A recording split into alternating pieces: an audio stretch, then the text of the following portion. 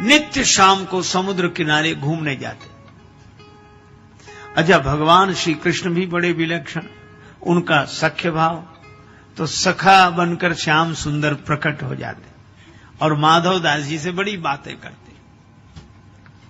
एक दिन भगवान श्री कृष्ण आए, माधव दास जी ने देखा तो भगवान बड़े उदास, बहुत उदास।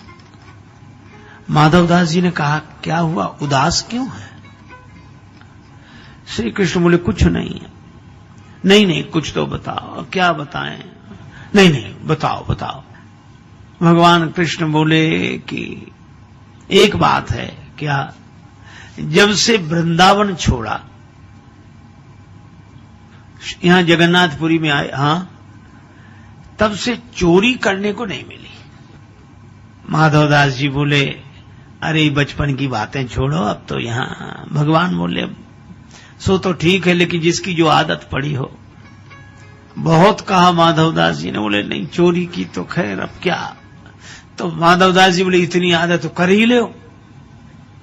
बोले, कर कैसे ले, कोई साथी नहीं मिलता। वृंदावन में तो तमाम सखा थे, यहां कोई सखा ही नहीं है, एक तुम ही हो। माधव दास जी बोले, महाराज हम, हाँ चलो। माधव दास जी बोले, कहां? बोले, चोरी करने चलो। माधव दास जी बोले, महाराज जिंदगी भर भजन करते रहे, हमें कोई चोरी करनी आती है क्या जो चोरी करे? भगवान ने कहा कि तुम मन बनाओ, चोरी करना तो हम सिखा देंगे। तो अच्छा, हाँ, और चोरी में तो थोड़ी फुर्ती रखनी चाहिए, बस, और क्या। अब भगवान ने समझाया, माधव दास मान गए कि चलो तुम्हारे साथ चोरी करेंगे, पर चलना कहां सो बताओ। भगवान ने कहा कि ये जगन्नाथपुरी का राजा के बगीचे में बड़े सुंदर कटहल के फल लगे हैं और ये भेजते ही नहीं है। माधव दास जी बोले, तो चोरी करने की क्या जरूरत, राजा साहब तो हमारे शिष्य हैं, कल हम जाकर उनसे कहेंगे और आपके लिए कटहल ले आएंगे। भगवान बोले, नहीं, ऐसे नहीं, मजा तो चुराने में ही आता है। अच्छा चलो, गए राजा के बाग में। अब माधव दास जी और भगवान कृष्ण। अब भगवान बोले, धीरे धीरे बोलना, ठीक है। अब माधव दास जी को तो कोई अभ्यास था नहीं, तो जैसे ये कटहल के पेड़ के पास पहुंचे, भगवान बोले, ऊपर चढ़ जाओ, तुम ऊपर से कटहल गिराना, नीचे हम ले लेंगे। अब माधव दास जी जोर से बोलने लगे, कन्हैया किस पेड़ पे चढ़े, इस पे चढ़े कि इस पे? सो बगीचे के माली ने सुना, बोले, मैं बताता हूं किस पे चढ़ो, अभी आया। भगवान ले गए छिपा कर, तुमसे पहले ही कही थी धीरे धीरे बोलना चाहिए चोरी में। अच्छा ठीक। अब गए, जब वो जाके सो गया, फिर गए। भगवान बोले, इस पेड़ पर नहीं, इस पे चढ़ो, चढ़ो। माधव दास जी चढ़ गए, ऊपर से कटहल गिराओ। ऊपर तो चढ़ गए, अब ऊपर से बोले, भगवान ने कहा, गिराओ गिराओ। अब ये बोले, ये वाला कटहल गिराएं कि ये वाला, बड़े जोर से बोले।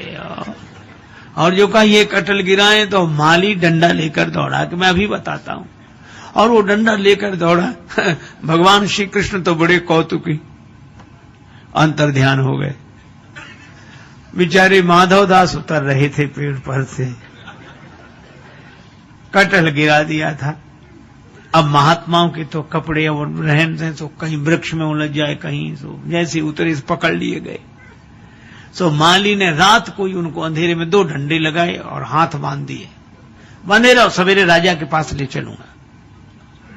अब माधव दास इधर उधर देखें तो माली ने कहा, क्या देख रहे हो? बोले, कुछ नहीं। और मन में सोचेंगे, दूसरे कहां गए जो ले आए थे हमें?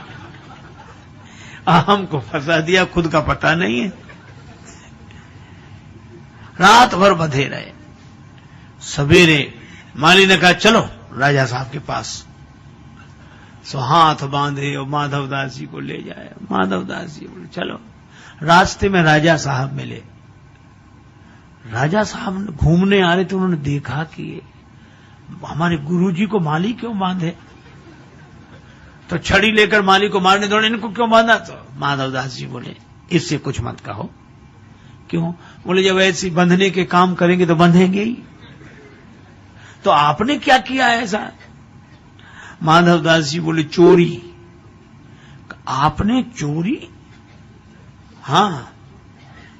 कैसे? बोले अब कुसंग में पड़ के सब करना पड़ता है। अरे भाई किसका कुसंग? बोले ये घर में बताएंगे। राजा साहब घर लेकर गए। माधवदास जी ने स्नान किया, बैठे। राजा साहब बैठे। माधवदास जी ने पूरी कहानी सुनाई। कहो कन्हैया वो बिना चोरी के नहीं रह पाते हैं। वो वृंदावन से यहाँ आ गए, कहते चोरी करने को मिली नहीं, मजा नहीं आ रहा, सखा कोई नहीं, सो कोई नहीं हम ही मिले। सो हमको कहा कि तुम चलो, और वो माली डंडा लेकर आया, खुद तो उड़ गए, हम पिटते रहे रात भर। और राजा ने सुना। राजा भक्त हृदय, नेत्र सजल हो गए, रोमांचित घात हो गया, और उसने माधवदास जी की बात सुनकर अपना पूरा बगीचा ही श्री जगन्नाथ जी के नाम लिख दिया। और भक्तजन कहते हैं कि आज भी वो बगीचा श्री जगन्नाथ जी के नाम है। तो भगवान ऐसे विलक्षण है कि सारे नियम एक तरफ रख के उनको चोरी में ही आनंद। शाम को माधवदास जी वो लिखा पढ़ी का कागज लेकर आए।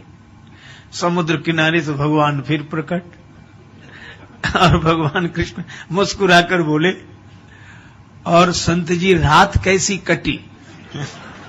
हम तो तुमसे पहले ही कही थी कि फुर्ती रखनी चाहिए, तुम ऐसे उतर रहे थे पेड़ पर से जैसे कहीं कुछ हुआ ही ना हो, बड़े आराम आराम से।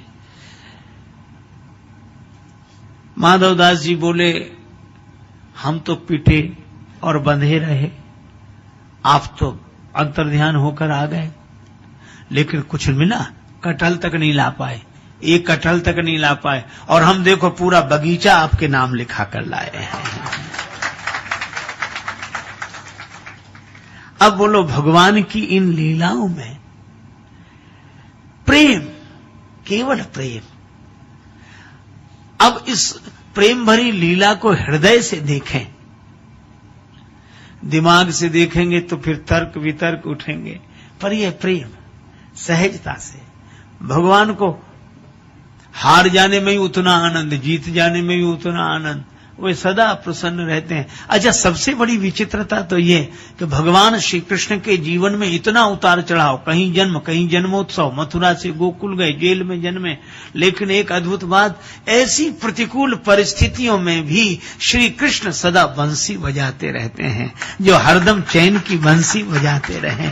ऐसे श्री कृष्ण की लीला प्रेम भरी लीला है।